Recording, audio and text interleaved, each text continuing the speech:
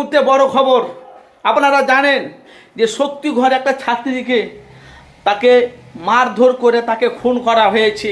ওখানে কিন্তু নওশাদ সিদ্দিকী পৌঁছালছিল, অথচ একটা ছাত্রীকে। তো নওশাদ সিদ্দিকী বলছে ওখানে আমি উপস্থিত হয়েছিলাম।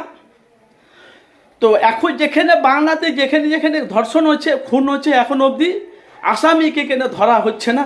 আসুন সে ভিডিওটি দেখতে থাকুন। নওশাদ সিদ্দিকী কী বলছে মিডিয়ার মুখোমুখি। তার সাথে সাথে শক্তিগড়ে মানে 14 তারিখে 7:30 একটা নিঃস্বার্থপর একটা মহিলাকে গলা কেটে খুন করা হলো, সেই নিয়ে কী বলবো? আমি বাড়িতে গিয়েছিলাম প্রিয়াঙ্কা হাসদা নামে। সেই প্রিয়াঙ্কা হাসদাকে কে বা কারা খুন করলো এখনও পর্যন্ত পুলিশ কিনারা করতে পারলো না, অ্যারেস্ট এখনও পর্যন্ত হয়নি। দুর্ভাগ্যের বিষয়, সেই নিয়ে সেই অর্থে উচ্চবাচ্য দেখতে পাচ্ছি না। কিন্তু আজকে আপনারা দেখেছেন যে ফুটপাথ শিল্পের যে মিছিলটা হয়েছে, পদযাত্রা যেটা হচ্ছে, এখানে যেমন তিলোত্তমার কথা হচ্ছে কলকাতার, ঠিক প্রিয় সম্মানিত দর্শক বিন্দু, এতক্ষণ আপনারা নওশাদ সিদ্দিকী ভাইজানের আপনারা বক্তব্য শুনলেন। নওশাদ সিদ্দিকী ভাইজান কি বলল? ওখানে আমি গিয়েছিলাম, দেখে এসেছি, অথচ যা কারা খুন করছে এখন অবধি তাদের কেন অ্যারেস্ট করা হচ্ছে না, কেন ধরা হচ্ছে না? ফুরফুরা শরীফ থেকে আমার আওয়াজ তুলি, আগামী দিনও আওয়াজ তুলব।